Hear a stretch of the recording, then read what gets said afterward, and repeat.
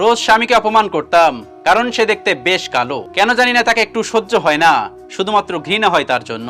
আজ বলেই ফেললাম আমাকে ডিভোর্স দে। তোর মতো কালো ছেলের সঙ্গে আমি সংসার করতে চাই না। তোর মতো কালো একটা মেয়ে দেখে বিয়ে করিস। সে আমার কথাটা শুনে আমার কথার কোনো উত্তর দেয়নি। কথাটি শুনে শুধুমাত্র আমার দিকে নির্বাক হয়ে চেয়েছিল। বেশ কিছুক্ষণ পরে বলে উঠলো, আজ তোমার মা বাবা আসতেছে, বলো বাজার থেকে কি কি নিয়ে আসবো। আমি উত্তর দিলাম, তোর যা ভালো লাগে তুই তাই নিয়ে আয়, আমাকে এসব বিষয়ে কিছু বলিস না প্লিজ। এরপরে আমার স্বামী বাজার থেকে তার পছন্দ মতো অনেক কিছু নিয়ে এসেছে, সঙ্গে আমার পছন্দের কিছু চকলেটও নিয়ে এসেছে। আমি রান্না করতে শুরু করলাম। মা বাবা আসবে বলে কথা। ঠিক 5টার সময় আমার বাড়িতে আমার মা বাবা চলে আসলো। এরপরে তারা খাওয়া দাওয়া করলো, এখন একটু রেস্ট নিচ্ছে। এমন মুহূর্তে আমার স্বামী এসে বলল, আসসালামু আলাইকুম, মা এবং বাবা কেমন আছেন? তখন আমার বাবা উত্তর দিল, ওয়ালাইকুম আসসালাম, আলহামদুলিল্লাহ বেশ ভালো আছি, তুমি কেমন আছো বাবা? আমার স্বামী তখন উত্তর দিল, হ্যাঁ আলহামদুলিল্লাহ বাবা ভালো আছি, আপনাদের সাথে কিছু কথা বলতে চাই। বিয়ের পর জানতে পারলাম আপনার মেয়ের আমাকে দেখে পছন্দ হয় নাই, ওর অন্য কোথাও সম্পর্ক আছে, জোর করেই আপনারা ওকে বিয়ে দিয়েছেন। জানেন, বিয়ের 2 বছর হলো, কিন্তু আজ পর্যন্ত আমি তাকে স্পর্শ করি নাই। অথচ আপনার মেয়ে বয়ফ্রেন্ডের সাথে রাতের পর রাত কাটিয়ে বাসায় আসতেছে। আমি আর এইসব নিতে পারছি না। ওইদিকে আপনার মেয়ে বারবার ডিভোর্স চাচ্ছে আমার কাছে। তাই আমি আর সহ্য করতে না পেরে আমি নিজে থেকে আপনার মেয়েকে ডিভোর্স দিলাম। এই যে ডিভোর্স পেপার আমি সাইন করেছি, আপনার মেয়েকে সাইন করতে বলিয়েন। এছাড়া যত পাওনা টাকা পাবেন সব দিয়ে দিব।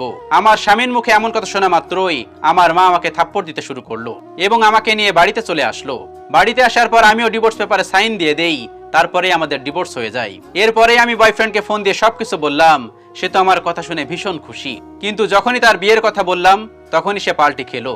আজ 7 মাস পরে নিজের ভুল বুঝতে পেরে আমি আমার প্রাক্তন স্বামীকে ফোন দিয়ে তার কাছে ক্ষমা চাইলাম এবং আমি আমার প্রাক্তন স্বামীকে বললাম, আমি আমার ভুল বুঝতে পেরেছি, আমাকে ক্ষমা করে দিয়ে ঠিক আগের মতো করা যায় না? বিশ্বাস করুন, আমি এই কথাটি বলা মাত্রই সে আমাকে বলেছে, ঠিক আছে, আমি তোমার মা বাবার সাথে কথা বলতেছি।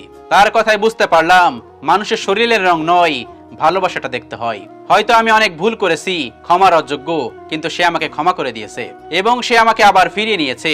এখন বুঝি আসলে ভালোবাসা কি। গল্পের মোরাল স্টোরি, আপনারা যারা আপনার স্বামীকে কালো দেখে খুব খারাপ কথা বলেন, কটূক্তি করেন, একবার স্বামীর ঘর থেকে বের হয়ে দেখুন। যারা আপনাকে উল্লাস কথা বলে, খুব আনন্দময় কথা বলে, খুব কামনাময় কথা বলে, সেই মানুষগুলি আপনার পাশ থেকে চলে যাবে। বাস্তবতা এটাই। সেজন্য যে মানুষটা আপনাকে আঁকড়ে ধরে আছে, যে মানুষটাকে আপনার ভালোবাসে, সেই মানুষ হলো আপনার স্বামী। তাকে ভালোবাসুন, তাকে কেয়ার করুন, তার পাশে থাকুন। আর যে মানুষগুলো আপনাকে উল্টোপাল্টা কথা বলছে, বাজে কথা বলছে, সেই মানুষটা কিন্তু আপনার পাশে থাকবে না। Be careful. একবার স্বামীর ঘর থেকে বের হয়ে দেখুন, পৃথিবীর নিদারুণ বাস্তবতা আপনি বুঝতে পারবেন। আল্লাহ রাব্বুল আলামিন আমাদের সকলকে বোঝার তৌফিক দান করুন। আমিন।